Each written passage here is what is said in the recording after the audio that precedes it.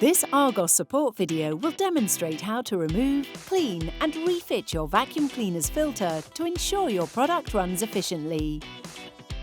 Not cleaning the filter frequently is often the cause of problems with your machine. Firstly, ensure the product is unplugged. Disconnect the hose. Release the lid. Remove the bag. Then detach the filter. Tap the filter over a bin to remove any dirt or debris. Wash the filter under running water, remove any excess, and leave to dry for at least 24 hours. Ensure the filter is completely dry before refitting into the vacuum cleaner. Finally, reassemble.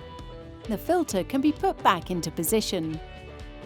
Following these simple steps on a monthly basis will help to prolong the life of your machine. For further assistance, please contact argos-support.co.uk.